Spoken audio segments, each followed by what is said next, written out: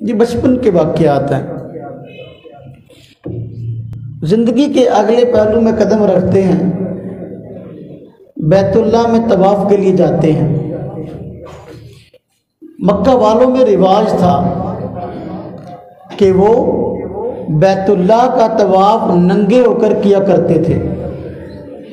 اور اس کو نیکی خیال کرتے تھے۔ ان کو گمان یہ تھا کہ ان کپڑوں میں ہم گناہ کرتے ہیں تو اب اس سے بیت اللہ کا طواف کیسے کریں؟ تو گویا ان کو گمان یہ تھا کہ اصل قصوروار بندے کے کپڑے ہیں، اس لیے اس کو اتار کر بیت اللہ کا طواف کرتے تھے، جبکہ یہ حماقت کی بات ہے۔ حالانکہ گناہ تو انسان خود کرتا ہے، اس کا وجود کرتا ہے، اس کا دل و دماغ جو ہے گناہ کو سوچتا ہے، پھر آگے جا کر عملی اقدام ہوتا ہے۔ تو اپنے دل و دماغ کی اصلاح نہ کرتے تھے اور اس کو پاک نہیں کرتے تھے، جبکہ کپڑوں پر نظر تھی کہ ان کپڑوں میں گناہ کرتے ہیں تو اب انہی کپڑوں میں بیت اللہ کا طواف کیسے کریں۔ جیسا کہ آج کل ہمارے یہاں کا سوچ ہے، ہم دوستوں اپنے بھائیوں کو کہتے ہیں کہ بھئی داڑھی رکھ لو، حضور نبی پاک صلی اللہ علیہ وسلم کا حکم ہے اور داڑھی رکھنا واجب ہے، نبی پاک صلی اللہ علیہ وسلم کا حکم ہے کہ داڑھیاں بڑھاؤ، مونچھیں کٹاؤ۔ تو اب وہ جواب دیتے ہیں کہ جی دیکھو داڑھی رکھ لیں تو مسئلہ ہے، داڑھی رکھ لیں گے تو ہم جھوٹ کیسے بولیں گے، داڑھی رکھ لیں گے تو سودی کاروبار کیسے کریں گے، داڑھی رکھ لیں گے دوسرے کئی معاملات میں گڑبڑ کیسے کریں گے، لوگ کہیں گے داڑھی رکھی ہوئی ہے سود بھی کھاتا ہے، داڑھی رکھی ہوئی ہے جھوٹ بھی بولتا ہے، داڑھی رکھی ہوئی ہے دو نمبری بھی کرتا ہے، اس لیے داڑھی نہیں رکھتے۔ حالانکہ قصور تو داڑھی کا نہیں ہے۔ جو انسان گناہ کرتا ہے تو وہ اپنے نفس کے اکسانے پر کرتا ہے، اس میں داڑھی کا کیا معاملہ ہے؟ اس کا مطلب یہ ہوا کہ جس انسان کی داڑھی نہیں ہے اس کے لیے جھوٹ بولنا بھی حلال ہو گیا، سود کھانا بھی حلال ہو گیا، چوری چکاری ہر قسم کی دو نمبری حلال ہو گئی۔ جس نے داڑھی رکھی ہوئی ہے اب اس کے لیے سارے کے سارے کام ناجائز ہیں، حالانکہ بات غلط ہے۔ مسئلہ داڑھی اور نہ داڑھی کا نہیں ہے، اللہ پاک کے حکم کا ہے۔ مشرکین مکہ یہ سمجھتے تھے کہ بیت اللہ کا طواف ننگے ہو کر کرنا یہ نیکی ہے، کپڑے پہن کر بیت اللہ کا طواف کرنا یہ برائی ہے۔ حضور نبی اقدس صلی اللہ علیہ وسلم جب کہ ابھی جوانی کو نہ پہنچتے تھے، ابھی آپ کی عمر تھوڑی تھی، بیت اللہ کا طواف کرنے کے لیے جاتے تو اس دور میں اور اس ماحول میں بھی کپڑے پہن کر بیت اللہ کا طواف کرتے تھے، اور لوگوں کو آپ نے حیا کا درس دیا ہے۔ ایک دن ایسا ہوا کہ بیت اللہ کا طواف کرنے کے لیے آپ تشریف لے گئے،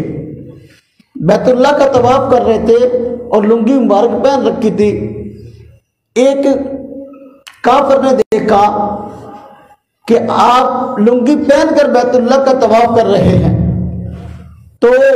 اس نے آپ کی لنگی مبارک اتار دی، یعنی اس نے یہ خیال کیا کہ آپ نے غلط کام کیا، معاشرے میں باقی لوگ ننگے پہ طواف کر رہے ہیں، انہوں نے لنگی پہن رکھی ہے، آپ لنگی مبارک کھینچ دی، یہاں تک کہ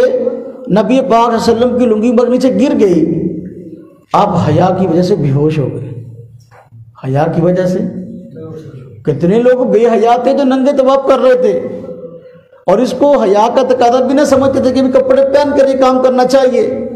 حضور نبی پاک صلی اللہ علیہ وسلم نے اس دور میں جو جوانی کا دور بھی نہیں تھا، انسانیت کو حیا کا درس دیا ہے۔ آج ہمارے معاشرے کے اندر جو بے حیائی کا سیلاب پھیلا ہے وہ ہم سب کے سامنے ہے۔ بڑے بڑے ایسے دوست جو بسا اوقات دینی معاملات میں ساتھ جڑتے ہیں لیکن حیا کے معاملے میں، پردے کے معاملے میں بہت پیچھے ہیں۔ تو نبی پاک صلی اللہ علیہ وسلم کی ذات اقدس نے اعلان نبوت سے پہلے لوگوں کو حیا کا درس دیا ہے، اعلان نبوت کے بعد تو درس ہے ہی ہے۔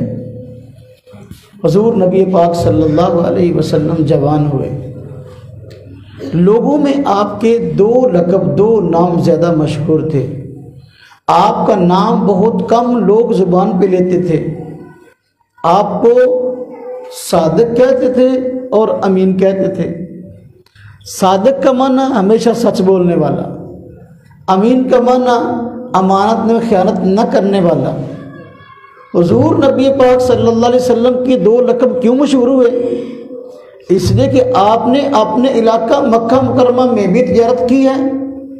بیرون ملک تک تجارت کی ہے، اور تجارت کرنے میں ڈنڈی مارنے کے قائل نہیں تھے، دو نمبری کرنے کے قائل نہیں تھے، کھری اور سچی تجارت کی ہے۔ آپ کا طریقہ کار یہ ہوتا تھا کہ محنت آپ کرتے تھے، بیرون ملک تک سفر خود کرتے تھے، اور پیسے لوگوں کے لگاتے تھے، یعنی آپ کی طرف سے محنت ہوتی تھی، پیسہ دوسرے لوگوں کا ہوتا تھا، پھر منافع خاص تناسب سے تقسیم ہو جاتا تھا، جس کو آج کل مزاربت بھی کہتے ہیں۔ حضور نبی پاک صلی اللہ علیہ وسلم بھی یہ کام کرتے تھے، جبکہ دوسرے لوگ بھی یہ کام کرتے تھے۔ دوسرے لوگ طرح طرح کے بہانے بنا کر لوگوں کو منافع کم دیتے تھے، جبکہ حضور نبی پاک صلی اللہ علیہ وسلم سیدھی اور کھری بات ارشاد فرماتے، جو منافع ہوتا وعدے کے مطابق پورے کا پورا دیتے تھے، ڈنڈی اور خیانت سے کام نہیں لیتے تھے، جھوٹ بولنے کو جائز نہ سمجھتے تھے، اس لیے مکہ والے آپ کو صادق اور امین کہتے تھے۔ یہاں تک کہ حضرت خدیجہ رضی اللہ تعالی عنہا، وہ مکے کی ایک رئیس خاتون تھی، اور خامد ان کے فوت ہو چکے تھے، مال ان کے پاس تھا، لیکن کاروبار کے لیے ان کے پاس کوئی بندہ نہیں تھا۔ جب ان کو علم ہوا کہ حضور نبی پاک صلی اللہ علیہ وسلم کاروبار کرتے ہیں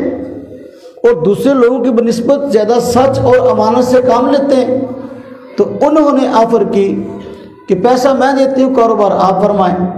تو حضور نبی پاک صلی اللہ علیہ وسلم نے کاروبار کیا، اور کاروبار میں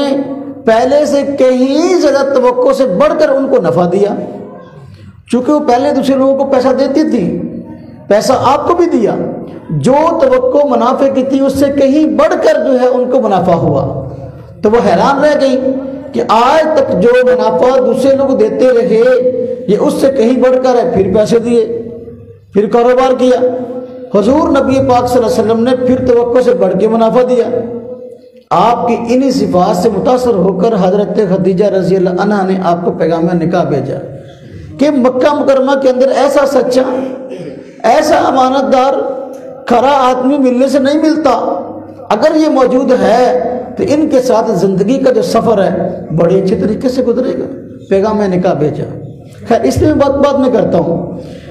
حضور نبی پاک صلی اللہ علیہ وسلم کا وصف صادق اور امین، یہ جو دو لقب ہیں یہ اس دور کی ہیں جو اعلان نبوت سے پہلے کا ہے۔ آج ہمارے ذہن میں یہ بات بیٹھ گئی ہے کہ کاروبار جھوٹ کے بغیر، ڈنڈی مارے بغیر چلتا نہیں ہے۔ حضور نبی پاک صلی اللہ علیہ وسلم نے امت کو یہ بتایا ہے، انسانیت کو یہ بتایا ہے کہ کاروبار جھوٹ کے بغیر بھی چلتا ہے، ڈنڈی مارے بغیر بھی چلتا ہے، جبکہ قرآن کریم کے اندر تو واضح ڈنڈی مارنے والوں کے لیے ارشاد آ گیا، ویل للمطففین، فرمایا ہلاکت ہے ان لوگوں کے لیے، تباہی اور بربادی ہے ان لوگوں کے لیے جو کہ ناپ تول کے اندر کمی کرتے ہیں۔ ناپ تول کے اندر کمی صرف کرانے پہ بیٹھنے والا چینی اور یہ اپنا نمک اور یہ چاول بیچنے والا ہی نہیں کرتا، بلکہ اوپر تک جو بڑی سے بڑی تجارت ہوتی ہے سب کے ڈنڈی ہوتی ہے، سب پہ ڈنڈی ماری جاتی ہے۔ حضور نبی پاک صلی اللہ علیہ وسلم نے اس چیز کی تعلیم نہیں دی اور ہمیں سچ کا درس دیا، امانت کا درس دیا، یہاں تک کہ آپ نے تاجروں کی حوصلہ افزائی جو کہ سچائی کے ساتھ، جو کہ امانت کے ساتھ کاروبار کرنے کے قائل تھے، ان کی حوصلہ افزائی یوں فرمایا التاجر الصدوق الامین مع النبیین والصدیقین والشہداء والصالحین، فرمایا سچا امانت دار تاجر کل قیامت کو اس کا حشر نبیوں کے ساتھ ہوگا، صدیقوں کے ساتھ ہوگا، شہداء کے ساتھ ہوگا، اللہ کے نیک بندوں کے ساتھ ہوگا۔ اب یہ چیز جو ہے آج ہمارے اندر کمی ہے کہ نہیں؟ سیرت کے جلسے لمبی چوڑی تقریریں بعد کا مسئلہ ہے، ہم اپنے احوال کو دیکھیں، آج جس نہج پہ ہم چل رہے ہیں، جو طریقہ کار ہمارا ہے، کیا حضور نبی پاک صلی اللہ علیہ وسلم کی مبارک سیرت یہ ہے کہ نہیں ہے؟